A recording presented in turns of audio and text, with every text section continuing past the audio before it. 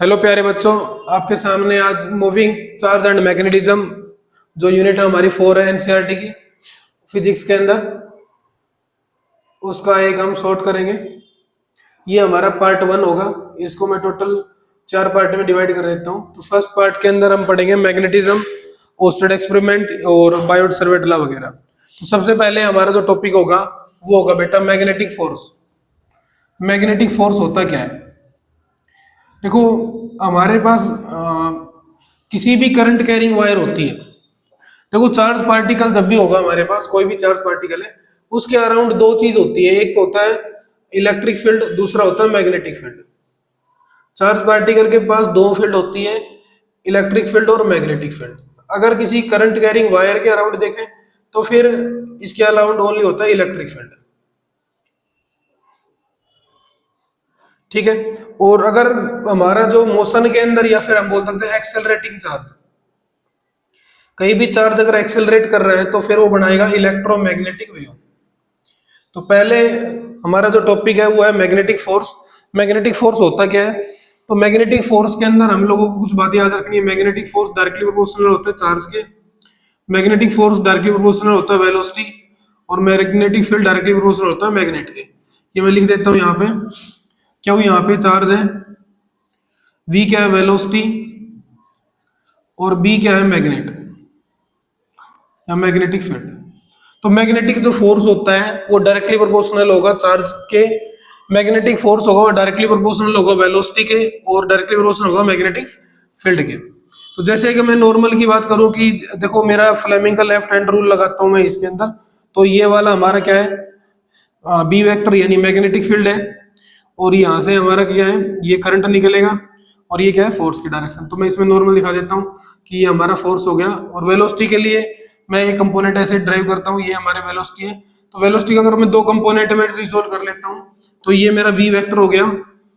तो यहाँ पे अगर थीटा बनाते हैं तो हमारा ये चलेगा कोस थीटा के साथ, और ये साइन थीटा के साथ। तो याद रखना, जो वेलोसिटी होगी वो हमेशा मैग्नेटिक फील्ड पे क्या होगी, परपेंडिकुलर होती है। तो जब हम इन तीनों इक्वेशन को कंबाइन करेंगे तो हमारे पास आएगा F directly proportional to Q V B sine theta. Formula बनेगा F directly proportional to Q V B sine theta. अब जो v क्या होता है, सॉरी इसको हटाएंगे हम। इसको हटाने के लिए k कांस्टेंट और k की वैल्यू 1। तो एफ इज इक्वल टू बन गया Q V B sine theta. और अगर हम यहाँ से, चार्ज क्या होती है, स्केलर क्वांटिटी होती है, और वेलोसिटी और मैग्नेट क्या होते हैं, वेक्टर क्वांटिटी। तो हमारा जो पहला फॉर्मूला बन गया मैग्नेटिक फोर्स का, उसका फॉर्मूला हो गया F is equal to Q V B sine theta. दूसरा यहाँ पे कंडीशन डालते हैं हम, angle between B vector and V vector is 90 degree. तो साइन 90 की वैल्यू कितनी होती है, 1। तो फिर हमारे पास फॉर्मूला हो जाता है physical to Q V B. और यहाँ से हम इसकी ऐसा यूनिट निकालते हैं। तो देखो, चार्ज की ऐसा यूनिट होती है कूलम, वेलोसिटी की होती है मीटर पर सेकंड यानी ms -1, और मैग्नेटिक फील्ड की क्या होती है, टेस्ला। इसके अलावा डायमेंशनल फॉर्मूला वगैरह निकालते हैं तो भी सेम इसी रेंज में निकाल लेंगे हम। और नॉर्मल फोर्स की यूनिट क्या होती है, न्यूटन। अब अगला टॉपिक देखते हैं हम, बायोट सर्वेट लॉ। सबसे इंपॉर्टेंट टॉपिक है मैग्नेटिक फोर्स का। तो बस आपने फॉर्मूला ही याद रखना है और इसके बेस पे न्यूमेरिकल मिल जाएगा। अगला टॉपिक देखते हैं हम, बायोट सर्वेट लॉ। बायोट सर्वेट लॉ, जो बायोट सर्वेट दो वैज्ञानिक थे, इनके द्वारा एक ये नियम बनाया गया था। तो देखो, एक हमारे पास इस प्रकार की वायर थी, इसकी प्रॉपर लंबाई हमारे पास नहीं थी, और इसको हमें प्रॉपर लंबाई नापनी है। हमने लेट कर ली इसकी लंबाई कितनी, एल। और हमने क्या किया, इसमें स्मॉल सेगमेंट काट दिया, जिसकी जो वायर है इसके अंदर जो करंट का फ्लो है वो कितना है, आई है।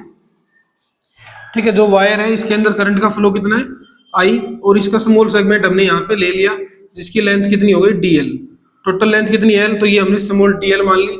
और इस पॉइंट से हमने एक 90 डिग्री पे थीटा एंगल पे क्या ले लिया, पी पॉइंट ले लिया, जहां पे हमने मैग्नेटिक फील्ड निकालनी है। और यहाँ से लेके यहाँ तक का जो डिस्टेंस है वो कितना है, आर है। अब जैसे हम जितना डिस्टेंस में ये हमारा पी पॉइंट रहेगा, उतनी मैग्नेटिक फील्ड क्या होगी, कम। यानी आर की दूरी जितनी ज्यादा होगी, मैग्नेटिक फील्ड उतना कम होगा। अब जो लेंथ है वो कितनी है, स्मॉल है, तो मैग्नेटिक फील्ड भी क्या होगा, स्मॉल होगा। तो हमें पता है डीबी, डीबी मतलब क्या है, small magnetic field, directly proportional होगा करंट के। अगर हम करंट देखो, डीबी मतलब क्या हो गया, टोटल वायर में करंट आई है, डीएल क्या लेंथ। अगर डीबी डायरेक्टली प्रोपोर्शनल टू आई, आई क्या है यहाँ पे, करंट है। और डीबी क्या होता है, change in magnetic field, change in magnetic field. अगर आप हमारी ऑफलाइन क्लास लेना चाहते हो तो ज्वाइन कीजिए होम इंस्टीट्यूट, अभी तो ऑफर चल रहा हुआ है हमारा मैग्नेटिक फील्ड, जो 1500 रुपये में कोर्स करवा रहे हैं हम महीने का। अब उसके बाद कुछ दिनों बाद फीस हाइक हो जाएगी, तो इसलिए फटाफट से ज्वाइन कर लीजिए, लास्ट मंथ है ये। DB directly proportional to DL, और 11th का बैच स्टार्ट होने वाला है within 10 days। DB directly proportional to current, DB directly proportional to DL, DL मतलब change in length, DB directly proportional to change in length, I D L, और फिर हमारा directly proportional होगा sine theta के। तो sine theta यहाँ पे जो एंगल बनेगा किस किसी बीच में, देखो ये जो आई है ये करंट है, और डीएल की डायरेक्शन भी क्या है, अपवर्ड है। ठीक है, आई और डीएल के बीच में जो एंगल बन रहा है वो कितना बना है, 90 डिग्री। तो वो परपेंडिकुलर बनेगा, इसलिए साइन थीटा है। और डीबी इनवर्सली प्रोपोर्शनल होगा 1/r का स्क्वायर। जितना डिस्टेंस कम होगा मैग्नेटिक फील्ड उतनी ज्यादा होगी। तो हमारे पास चार इक्वेशन बन चुकी है। पहली है DB directly proportional to current, दूसरी डीएल है, तीसरी साइन थीटा वाली है, और फोर्थ ये है। कंबाइन कर लेंगे, कंबाइन बोथ इक्वेशंस। अब हम सभी इक्वेशंस को कंबाइन करते हैं, तो हमारे पास आएगा DB directly proportional to I DL sine theta over R का स्क्वायर। देखो I DL sine theta over R का स्क्वायर। अब ये जो डायरेक्टली प्रोपोर्शनल है, इस साइन को हटाने के लिए हम के कांस्टेंट यूज करेंगे, जिसकी वैल्यू होगी म्यू नोट। देखो ये म्यू नोट क्या होता है, यू बनाना है आपने, नोट लगाना है, थोड़ा सा इसको ऐसे करना है, म्यू नोट अपॉन 4 पाई। इस कंप्लीट की वैल्यू होती है 10⁻⁻⁷। तो DB is equal to mu naught upon 4 pi I D L sine theta over R का स्क्वायर। ये आ गया हमारा स्केलर फॉर्म में। अगर हमें वेक्टर फॉर्म में चेंज करना है तो हमें क्या करना पड़ेगा, देखो DB is equal to mu naught upon 4 pi I bracket start DL vector, R से मल्टीप्लाई कर लेंगे, आर से डिवाइड कर लेंगे। तो देखो जब भी हम क्रॉस लगाते हैं, क्रॉस का मतलब होता है साइन थीटा के लिए लगाया जाता है, और नीचे क्या आ जाएगा, आर का क्यूब वेक्टर। ठीक है, तो इसको मैं दोबारा बता देता हूँ आगे क्या होगा। अगर इसको हम आगे खोलते भी हैं तो डीबी इज इक्वल टू क्या होगा, mu naught upon 4 pi I, DL और आर को खोलेंगे तो क्या आएगा, DL are sine theta upon में आर का स्क्वायर। आर का क्यूब है क्योंकि नीचे क्यूब हो गया, एक आर से एक आर काट भी देंगे तो फिर हमारा फिर वही फॉर्मूला बन जाएगा, mu naught upon 4 pi I DL sine theta over R का स्क्वायर। तो कंफ्यूज नहीं होना है, सेम वही फॉर्मूला है। वेक्टर में रिप्रेजेंट करने के लिए ये फॉर्मूला लगाओगे, और नॉर्मल करने के लिए ये वाला फॉर्मूला। देखिए magnetic field due to straight wire carrying current करेंगे।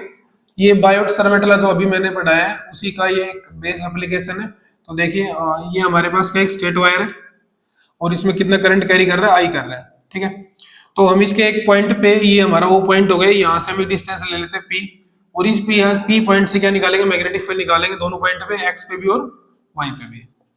तो इसको मैं यहाँ से कवर कर लेता हूँ ऐसे। तो मैंने इसको मान लिया φ2 मान लिया, φ2 एंगल है, और इसको मैंने मान लिया φ1।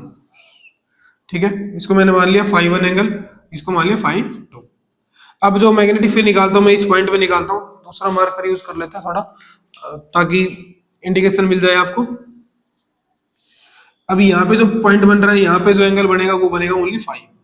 ठीक है, इसको हम क्या तो d5 भी लिख सकते हैं, या फिर हम इसको फाइव भी लिख सकते हैं, यानी φ2 माइनस φ1 क्या होगा, फाइव, और यहाँ पे एंगल बनेगा थीटा।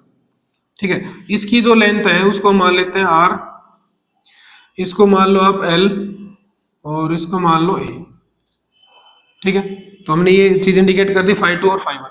इसको हम मान लेते हैं पॉजिटिव एक्सिस में और ये नेगेटिव में, वो बाद की बात है, हम यूज करेंगे तब। अकॉर्डिंग टू बायोट सरमेटला, बायोट सरमेटला का फॉर्मूला देखो क्या था, DB is equal to mu naught upon 4 pi I D L sine theta over R का स्क्वायर। अब हम लोगों को पता है कि अगर मैं इस थीटा और इस फाई को जोड़ता हूँ, ये चीज समझो पहले एक बार, थीटा और फाई को अगर हम जोड़ते हैं तो किसके बराबर होगा 90 डिग्री के। अगर मैं यहाँ से थीटा की वैल्यू निकालूं तो ये क्या होगा 90 माइनस फाइव। अगर इस वैल्यू को अगर हम इस एंगल में यूज करते हैं साइन में, तो साइन थीटा की जगह रख देंगे 90 माइनस फाइव, तो 90 साइन 90 माइनस फाइव क्या हो गया कोस फाइव। और कोस फाइव किसके बराबर होता है बेस अपॉन हाइपोटेनस। तो बेस यहाँ पे हमारे पास कितना है ए है और हाइपोटेनस कितना है आर है। तो यहाँ से अगर हम आर की वैल्यू निकालें तो आर इज इक्वल टू क्या होगा ए अपॉन में कोस फाइव। तो हमारे पास यहाँ पे आर की वैल्यू निकल चुकी है। इसके अलावा एक टेंजेंट और अभी निकालना पड़ेगा। दोनों का रिजल्टेंट के लिए हमें क्या चाहिए टेन थीटा चाहिए। तो टेन की भी यूज करेंगे तो टेन फाइव ले लेंगे। टेन क्या होता है परपेंडिकुलर अपॉन बेस। तो परपेंडिकुलर कौन हमारा एल और बेस कितना है इसके अंदर ए है। तो यहाँ से एल की वैल्यू निकालेंगे तो सॉरी एल की निकालेंगे क्या जाएगा ए टेन फाइव। और दोनों साइड हम क्या करेंगे डिफरेंशिएशन कर देंगे तो ये क्या हो जाएगा डीएल। ठीक है, बाकी आप मैथ में अच्छे से पढ़ाएंगे सर आपको, यहाँ पे अजय सर पढ़ाते हैं। तो डिफरेंशिएशन इंटीग्रेशन वगैरह के बारे में ज्यादा डिटेल में पढ़ना है तो बेटा मैथ में ही पढ़ना पड़ेगा।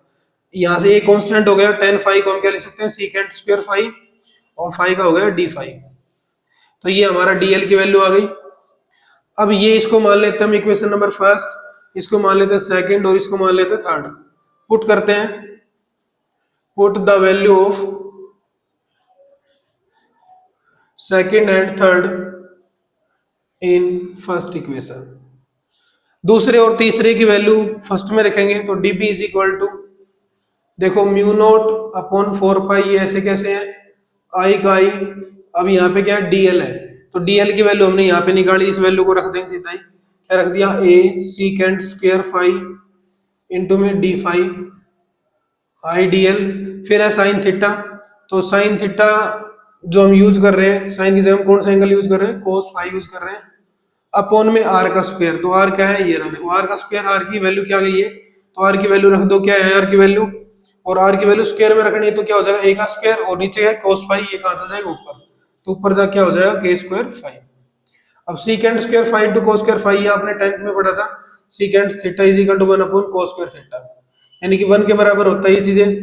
तो डीबी की वैल्यू कितनी आ गई म्यू नोट आई फोर पाई, यहां से ये बच गया नीचे ए का square secant square five into cos square five क्या हो गया 1 और अंदर क्या बच गया ओनली कोस फाइव इंटू में डी फाइव।